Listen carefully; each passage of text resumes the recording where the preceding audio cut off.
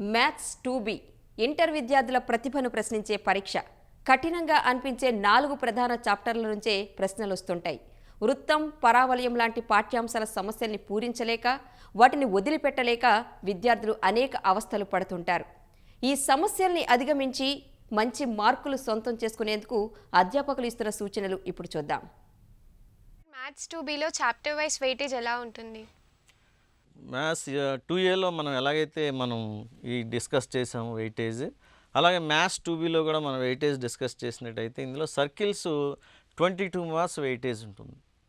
అంటే 22 మార్క్స్ అంటే ఇందులో 2 లాంగ్ ఆన్సర్ క్వశ్చన్స్, ఒక short answer question, 2 very short answer questions ఉంటాయి. 7+7 4 అండ్ 2 మార్క్స్ క్వశ్చన్స్ 2 ఉంటాయి.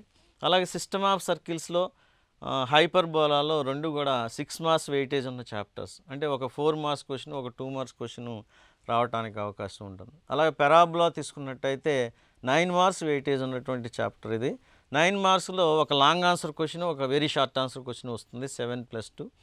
అలాగే ఎల్లిప్స్ తీసుకున్నట్టయితే 2 షార్ట్ ఆన్సర్ క్వశ్చన్స్, అంటే 2 4 మార్క్స్ క్వశ్చన్స్ రావడానికి అవకాశం ఉన్నది. అలాగే నెక్స్ట్ ఇంటిగ్రేషన్ తీసుకున్నట్టయితే 18 మార్క్స్ వెయిటేజ్ ఉన్నటువంటి చాప్టర్ ఇది. అంటే 18 మార్క్స్లో 2 7 మార్క్స్ క్వశ్చన్స్ 14 ప్లస్ ఒక very short answer question, 2 very short answer questions వస్తాయి ఇందులో. అలాగే డెఫినెట్ ఇంటిగ్రేషన్ తీసుకున్నట్టయితే ఇది 15 మార్క్స్ వెయిటేజ్ ఉన్న చాప్టర్. ఒక 7 మార్క్స్ క్వశ్చన్, ఒక 4 marks question, 2 very short answer questions వస్తాయి ఇందులో. డిఫరెన్షియల్ ఈక్వేషన్స్ తీసుకున్నట్టయితే 7+4+2 అంటే 13 మార్క్స్ వెయిటేజ్ ఉన్నటువంటి చాప్టర్స్. సో దీంట్లో మెయిన్ బాగా వెయిటెడ్ టాపిక్స్ అని చెప్పాలి అని అనుకుంటే ఇంటిగ్రేషను, సర్కిల్స్ బాగా వెయిటెడ్ టాపిక్స్, తర్వాత డిఫరెన్షియల్ ఈక్వేషన్స్ బాగా వెయిటేజ్ ఉన్నటువంటి టాపిక్స్. దీని మీద మనం కొంచెం ఎక్కువ టైం తీసుకుని బాగా రివిజన్ చేసుకున్నట్టయితే ఆల్మోస్ట్ సర్కిల్స్లో 2, ఇంటిగ్రేషన్లో 2, అక్కడికే 4 లాంగ్ ఆన్సర్ క్వశ్చన్స్ని మనం కవర్ చేసుకోవడానికి అవకాశం ఉంటుంది. సార్ మ్యాథమెటిక్స్ 2Bలో లాంగ్ ఆన్సర్స్ క్వశ్చన్స్ ఎలా ప్రిపేర్ అవ్వాలి సార్? లాంగ్ ఆన్సర్ క్వశ్చన్స్ వచ్చే చాప్టర్స్ మెయిన్గా మనం చూసుకున్నట్టయితే సర్కిల్స్ నుంచి మనకు 2 లాంగ్ ఆన్సర్ క్వశ్చన్స్ వస్తున్నాయి. ఆ 2 long answer question, first question అయితే గత లాస్ట్ ఇయర్ పేపర్స్ 2015 పేపర్ని కానీ 2017 పేపర్ కానీ చూసినట్టయితే మనకి సేమ్ క్వశ్చన్ రిపీట్ అయింది. అంటే కాన్సైక్లిక్ కండిషన్ మీద ఈ క్వశ్చన్ ఇవ్వడం జరుగుతుంది. అంటే 4 పాయింట్స్ ఇచ్చి కాన్సైక్లిక్ అయితే అందులో సి వాల్యూ ఏంటి ఫైండ్ అవుట్ చేయమని అంటున్నాడు.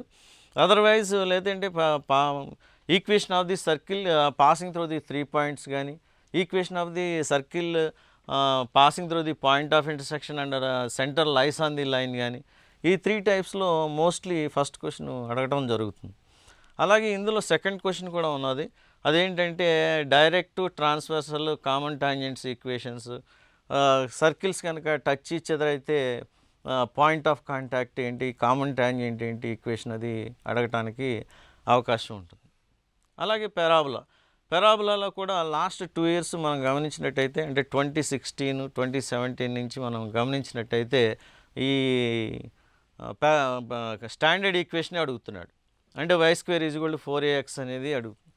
అది కాకపోతే అందులో ఉన్నటువంటి ఎక్సెంట్రిసిటీ కానీ, ఫోకస్ కానీ, directrix, parallel to x axis, parallel to y axis మీద ఉన్న ప్రాబ్లమ్స్ని అడగటానికి అవకాశం ఉంటుంది. లేదు ఇంకా నెక్స్ట్ మనం ఇంటిగ్రేషన్ తీసుకున్నట్టయితే అందులో 7 టైప్స్ ఉన్నాయి. 7 టైప్స్లో ఫస్ట్ టైప్ ఏదో ఒక టైప్ని మనకి అడగటానికి అవకాశం ఉన్నది ఇంటిగ్రేషన్లో. సెకండ్ క్వశ్చన్ వచ్చి రిడక్షన్ ఫార్ములా ఉంటుంది. డెఫినెట్ ఇంటిగ్రేషన్లో వచ్చి IN = అంటే అప్లికేషన్ టైప్, IN = సంథింగ్ అయితే hence deduce that integral cos to the power of 4x అని, cosecant to the power of 5x అని, అంటే వాడిచ్చి IN = integral cosecant to the power of nx అని ఇచ్చి to prove that అని ఇస్తాడు. దాన్ని ఇచ్చిన తర్వాత దాన్ని hence deduce that integral cosecant to the power of 4x అని ఇలా అడగటానికి అవకాశం ఉంటుంది. అలాంటి క్వశ్చన్స్ ఎక్కువగా అడుగుతున్నాడు. మెయిన్ డిఫరెన్షియల్ ఈక్వేషన్స్లో అయితే variable, separable, non homogeneous, linear differential equations మీద ఏదో క్వశ్చన్ అడగడానికి అవకాశం ఉంటుంది. సార్ మ్యాథ్స్ 2Bలో షార్ట్ ఆన్సర్ క్వశ్చన్స్ ఎలా వస్తాయి? షార్ట్ ఆన్సర్ క్వశ్చన్స్ అంటే సర్కిల్స్లో ఎక్కువగా లెంగ్త్ ఆఫ్ ది కార్డ్ అడుగుతున్నాడు. షార్ట్ ఆన్సర్ క్వశ్చన్ సర్కిల్స్లో లెంగ్త్ ఆఫ్ ది కార్డ్. అలాగే సిస్టమ్ ఆఫ్ సర్కిల్స్లో మనం తీసుకున్నట్టయితే equation of the circle passing through the point of intersection of the circles and the centre lies on the line. Otherwise కొన్ని 2 standard equations తీసుకుని touch each other కానీ orthogonal కానీ అయితే condition prove చేయడం, F'(G)=Fg' అని కానీ ఇలాంటి క్వశ్చన్స్ మెయిన్గా అడుగుతున్నాడు. అలాగే షార్ట్ ఆన్సర్ క్వశ్చన్స్ ఎల్లిప్స్లో 2 క్వశ్చన్స్ వస్తున్నాయి. ఈ 2 క్వశ్చన్స్ కూడా ఎల్లిప్స్లో మనం తీసుకున్నట్టయితే 4 మనకి థీరమ్స్ ఉన్నాయి. ఆ 4 థీరమ్స్ కూడా C²=A²M² + B², E⁴ + E² = 1, SP + S'(P) = 2A, X² + Y² = A² + B². ఇలాంటి థీరమ్స్లో ఏదో ఒక థీరం అడగడానికి వీలు ఉంటుంది ఫస్ట్ క్వశ్చన్. అలాగే సెకండ్ క్వశ్చన్ కనుక ఇందులో మనం తీసుకున్నట్టయితే length of the latus rectum, foci, eccentricity ఇలాంటివి అడగొచ్చు. Equation of the tangent and normal when it is parallel or perpendicular to the given line, ఇలాంటి క్వశ్చన్స్ అడగడానికి కూడా అవకాశం ఉంటుంది ఎలిప్స్లో. ఇలాగే ఇంకా మనం ఈ డెఫినెట్ ఇంటిగ్రేషన్లో తీసుకున్నట్టయితే ఈ bounded area of the bounded region మీద అడగొచ్చు. అలాగే డిఫరెన్షియల్ ఈక్వేషన్ తీసుకున్నట్టయితే వేరియబుల్, సెపరబుల్ కానీ హోమోజీనియస్ కానీ అడగడానికి అవకాశం ఉంటుంది. 2Aలో లాగే ఇక్కడ కూడా మనం 75/75 రావాలంటే మనం వెరీ షార్ట్ ఆన్సర్ క్వశ్చన్స్ని బాగా కాన్సన్ట్రేట్ చేయాలి, దానికి CDF బాగా చదవాలి. 2Bలో జనరల్గా వచ్చేటటువంటి 2 మార్క్స్ క్వశ్చన్స్లో సర్కిల్స్లో కాన్సైక్లిక్ మీద, పారామెట్రిక్ మీద, equation of the tangent x + g × cos θ, y + f × sin θ = r, అలాగే యాంగిల్ బిట్వీన్ ది టాంజెంట్స్, ఇలాంటి క్వశ్చన్స్ అడగడానికి అవకాశం ఉంటుంది. అలాగే ఇండెఫినెట్ మీద తీసుకున్నట్టయితే integral E⁴x × f(x) + f'(x) × gx, ఇలాంటి క్వశ్చన్స్ అడగవచ్చు. డెఫినెట్ మీద తీసుకున్నట్టయితే మెయిన్ మాడ్యులస్ ఫార్మ్స్ మీద ఉన్న క్వశ్చన్స్ మనం కాన్సన్ట్రేట్ చేయడం మంచిది. అంటే మాడ్యులస్ అంటే integral 0 to 1 - x dx, integral 0 to 4 2 - x dx, అలాగే integral A to B f(x) integral A to B f(a + b - x dx, reduction formula, ఇలాంటి క్వశ్చన్స్ ఎక్కువగా 2 మార్క్స్ క్వశ్చన్స్ మనం కాన్సన్ట్రేట్ చేయాలి. అండ్ మెయిన్ డిఫరెన్షియల్ ఈక్వేషన్స్లో order, degree, IF వీటి మీద మనం ఎక్కువ ఫోకస్ చేసినట్టయితే, అంటే వాటిలో మనకు ఎక్కువగా చాలామంది ఈ డిఫరెన్షియల్ ఈక్వేషన్స్లో ఆర్డర్, డిగ్రీ ఫైండ్ అవుట్ చేసేటప్పుడు జనరల్గా మిస్ అవుతూ ఉంటారు. సో అవి బాగా చూసుకోవడం మంచిది. అలాగే focal distance, length of the latus rectum, అలాగే హైపర్బోలాలో 1/e² + 1/e1² = 1, angle between the asymptotes, θ = 2 secant/t, ఇలాంటి క్వశ్చన్స్ అన్నీ కూడా మనం బాగా ప్రిపేర్ అయినట్టయితే డెఫినెట్గా మనం అన్ని 2 మార్క్స్ క్వశ్చన్స్ ఆన్సర్ చేయొచ్చు. డెఫినెట్గా ఫుల్ మార్క్స్ వచ్చేటటువంటి అవకాశం ఉంటుంది. మ్యాథ్స్ 2Bలో మినిమం మార్క్స్ రావాలంటే ఏ విధంగా మనం వర్కౌట్ చేస్తే వస్తాయి సార్? మనకు ఉన్న తక్కువ టైం ఉండి మనకి ఎక్కువ మార్కులు మ్యాక్సిమం స్కోర్ చేయాలి అని అనుకుంటే మోర్ దెన్ 16 మార్క్స్ 2Bలో కూడా కాన్సన్ట్రేట్ చేయొచ్చు.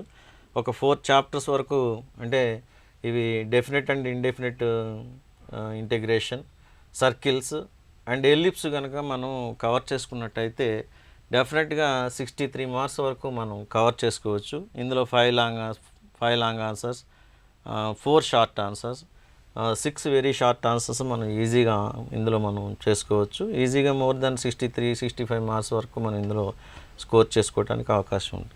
ఒకటి ఫైనల్గా మీరు రాసే ప్రజెంటేషన్లో చాలా పర్ఫెక్షన్ ఉండాలి. అండ్ మోర్ దెన్ స్టార్టింగ్ నుంచి ఎండింగ్ వరకు ఎగ్జామినేషన్ చాలా నీట్ మేనర్లో చేయాలి. చేసిన తర్వాత ఒకసారి ఎంటైర్ మొత్తం పేపర్ని మీరు వెరిఫై చేసుకుని, అవసరమైతే టైం కనుక పర్మిట్ చేసినట్టయితే ఎక్స్ట్రా క్వశ్చన్స్ ఉంటాయి కాబట్టి short answer questions, long answer questions మీరు పర్ఫెక్ట్గా మళ్ళీ ఒకసారి ఇంకా వేరే క్వశ్చన్ కూడా చేస్తే బెటర్ అనేది నా సూచన.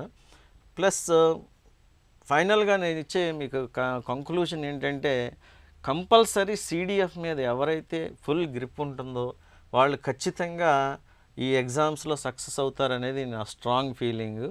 సో మరొక విషయం ఏంటంటే, ప్లానింగ్ అని నేను బిగినింగ్లో చెప్పాను. ప్లానింగ్ అనేది లేనప్పుడు సక్సెస్ అనేది రాదు. ప్లానింగ్ లేకోకుండా వేగ్గా ఊరికినే చేయవలసిన పని పోస్ట్ పోన్ చేసుకుంటూ పోతూ ఉంటే ఏమవుతుందంటే చదవలసినటువంటి పోర్షన్ పెరుగుతుంది. పోర్షన్ పెరిగినప్పుడు ప్రెజర్ వస్తుంది. అంటే టైమ్లీ మనం చేయవలసిన పని చేయకుండా దాన్ని పోస్ట్ పోన్ చేయటం వలన వచ్చేటటువంటి ప్రాబ్లం ఇది. జనరల్గా అందరూ ప్రెజర్ అంటారు. ప్రెజర్ అనేది ఎందుకు వస్తుంది? నువ్వు చేయవలసిన పని స్టిపులేటెడ్ టైంలో ప్లాన్ ప్రకారం చేయలేకపోతే వచ్చేదే ప్రెజర్. దాన్ని మనం ప్రెజర్ అంటాం. నువ్వు కంపల్సరీ ఖచ్చితంగా ప్లాన్ చేసుకుని దాన్ని కరెక్ట్గా ఎగ్జిక్యూట్ చేసినట్టయితే ప్రతి ఒక్కళ్ళు సక్సెస్ అవుతారు. సక్సెస్ అయిన వాళ్ళందరూ వేరేగా చేసింది ఏమీ లేదు. అంటే ప్రణాళికాబద్ధంగా వాళ్ళు ఏమంటే ప్లాన్ చేసుకున్నారో ఆ విధంగా ముందుకెళ్ళి. ప్లాన్ అంటే ఏంటి సార్, ప్లాన్ గురించి ఒక ఎగ్జాంపుల్ చెప్పండి అంటే, నేను ఒక ఎగ్జాంపుల్ ఏం చెప్తానంటే, ఇప్పుడు ఇంటర్మీడియట్ ఎగ్జామ్స్నే తీసుకోండి. మీకు ఇంటర్మీడియట్ ఎగ్జామ్స్ ఎప్పటి నుంచి స్టార్ట్ అవుతుంది? 28 అంటే మీకు సెకండ్ ఇయర్ వాళ్ళకి ఫస్ట్ నుంచి స్టార్ట్ అవుతుంది. ఫస్ట్ని మీకు ఉన్నటువంటి మొదటి ఎగ్జామ్ ఏంటి? సాంస్క్రిట్ ఎగ్జామ్ ఉంది, సెకండ్ లాంగ్వేజ్ ఎగ్జామ్ అయిన తర్వాత మళ్ళీ 5th వరకు మీకు ఎగ్జామ్ లేదు, ఇంగ్లీష్ 5th ఉంది. 5th ఎగ్జామ్ ఉన్నది. అప్పుడు మీరు ఏం చేయాలి? అక్కడ ఒక ప్లాన్ చేయాలి. ఎప్పుడైతే మీరు సాంస్క్రిట్ రాశారో, సాంస్క్రిట్ ఎగ్జామ్ అయిపోయిన వెంటనే లంచ్ బ్రేక్ ఒక 1 hour రెస్ట్ తీసుకుని ఫస్ట్ని, లంచ్ బ్రేక్ నుంచి సెకండ్ లంచ్ బ్రేక్ వరకు 2B చదవండి. అలాగే సెకండ్ లంచ్ అయిన తర్వాత అక్కడి నుంచి 2A తీసుకుని థర్డ్ లంచ్ బ్రేక్ వరకు 2A చదవండి. అక్కడి నుంచి థర్డ్ లంచ్ బ్రేక్ తర్వాత ఇంగ్లీషు, 4th కూడా ఇంగ్లీష్ చదివి 5th ఇంగ్లీష్ ఎగ్జామ్ రాయండి. ఇది ప్లాన్. అంటే ఊరికినే ఉంది కదా అని 3 రోజులు ఇంగ్లీష్ చదువుతా కూర్చోక్కర్లేదు. సో ఈ విధంగా మనం అకామిడేట్ చేసుకోవచ్చు. అదొక ప్లాన్. ఆ విధంగా ప్లాన్ చేసుకోవచ్చు. అలాగే 9th 2B ఎగ్జామ్ అయిన తర్వాత మనకి నెక్స్ట్ ఇమీడియట్గా 12th ఎప్పుడో ఫిజిక్స్ ఎగ్జామ్ వచ్చింది. అప్పుడు ఏం చేయాలి? కెమిస్ట్రీకి ఒక్కరోజే ఎగ్జామ్, మరి మనకి హాలిడే వచ్చింది. సో ఏం చేయాలి? 9th అంతా ఆ రోజంతా కూడా కెమిస్ట్రీ చదువుకోవాలి. 10th 11th ఫిజిక్స్ చదువుకోవాలి. 12th ఫిజిక్స్ రాయాలి. 14th మళ్ళీ కెమిస్ట్రీ రాయాలి. ఇది ప్లాన్. ఈ విధంగా మనం ప్లాన్ చేసుకుంటే ఈజీగా సక్సెస్ అవ్వచ్చు. మీరు ఎప్పుడైతే ఒక డే 2Bకి ఒక డే 2Aకి తీసుకున్నారో ఆ స్టిపులేటెడ్ టైంలో మనం ఏం చేయాలని అనుకునేది ప్లాన్. ఆ రోజు లాంగ్ ఆన్సర్స్ చూసుకుందామా, లేకపోతే షార్ట్ ఆన్సర్స్ చూద్దామా, లేకపోతే ఒక 2-3 చాప్టర్స్ వైజ్ మనం కంప్లీట్ చేద్దామా. According to plan you can execute strictly. So success అనేది రావడం చాలా easy. So I wish you all the best for the coming exams.